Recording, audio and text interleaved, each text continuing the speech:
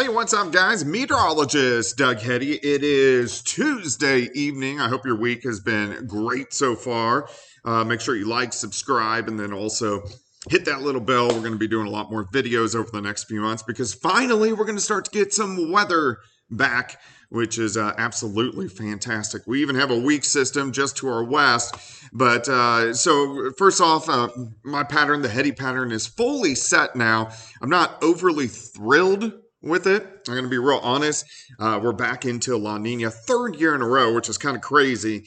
But that also means we're going to have some very similar weather as we go into winter, spring, and then next summer. Now, each pattern is completely different, but La Nina and El Nino, or neutral phase, influence the pattern. So let's start off tonight and talk about the pattern and see some of the things that we're going to get. I'm going to go ahead and minimize this. Okay, so I know this is kind of hard to see, but this is the upper level pattern. So we're looking at, for instance, a storm system here, East Coast. Here's our little wave that is going to be pushing in. So as we look through, we're looking at the GFS model, which I think around here, that's the American model, seems to do pretty well.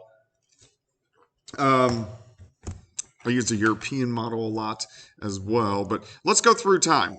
So we're going to go all the way until this weekend. So this is called a northwest flow. So the jet stream is out of the northwest, and that likes to usher in a little bit cooler air. So we're going to actually get some cooler air as we head into the weekend. And then by next week, see this little system right up here? The jet stream's getting stronger, and it pulls in some cold air. And this is going to be our first system that actually gives us some good chances for rain by the time we head into early next week, which is also something that we need.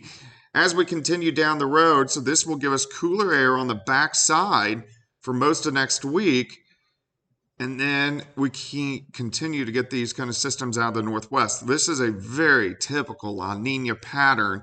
So we're just kind of glancing through a model, and then I'll tell you what I'm looking at. So as we get farther down into the pattern, this will be a storm system when this returns. I keep getting pop-ups on my window, sorry.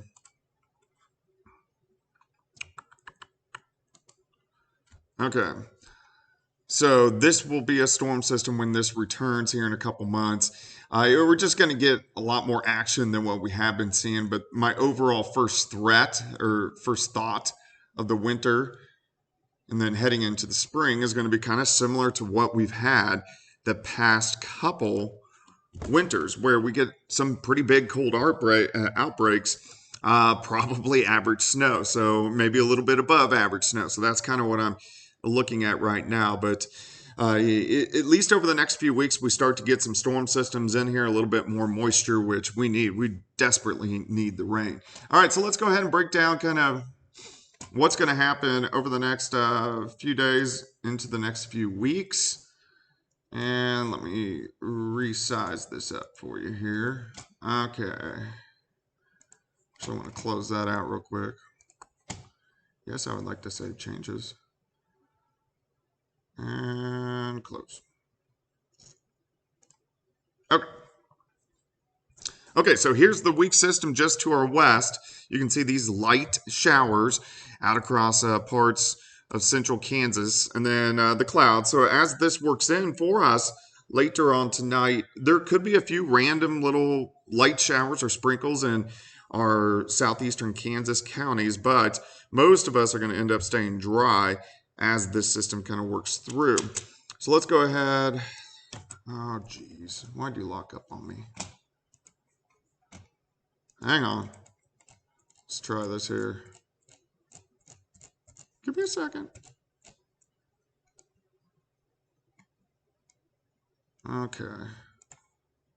Let's load this. Haha. Okay, so let's go through time. So we're going to go through this evening. We're going to see these clouds increase with this weak wave that is going to push through. Temperatures are going to be dropping through the 60s and eventually into the mid-50s later on tonight. With this wave, you can see the clouds in the morning, and we could see a random sprinkle, a random quick shower, really any time during the day, but we're still really going to warm up. You can see we're upper 70s by noon.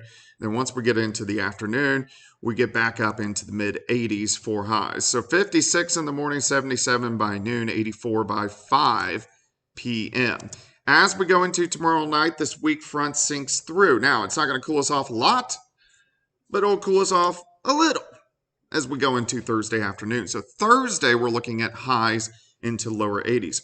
But a stronger cold front rolls in Thursday night into Friday morning. This will give some clouds, may give us a random shower, but what this is going to do is really drop our temperatures by the time we head into Friday afternoon. Look at this, high temps right around 70. So that means high school football weather is going to be into the 60s and then dropping into the 50s. So pretty good for high school football. Let's go into Saturday. Saturday looks fantastic. If you want to get outside, great fire pit day.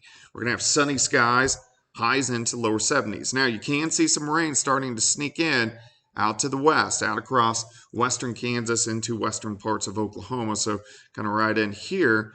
Now, as we go into Sunday, I do think we'll get a few showers in here Sunday morning. This is going to be our first wave that rotates through. Not heavy, but at least some chances.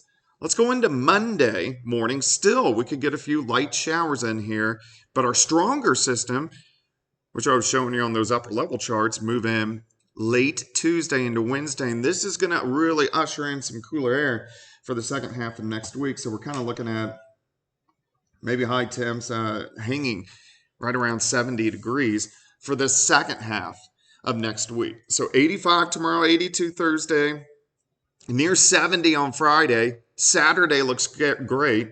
Those rain chances increase Monday into Tuesday, and then we cool right back down as we go through the second half of next week. So we are going to get some nice fall-like temperatures in here and better rain chances. I'm going to continue to watch the pattern because it's just fully set about 2 weeks ago. I need to watch it for another 4 or 5 weeks to really start to get a handle on what is going to happen. But already through the first 2 weeks, I'm starting to get a decent idea of what it's going to look like as we go into the winter. And of course, I'll issue a winter forecast.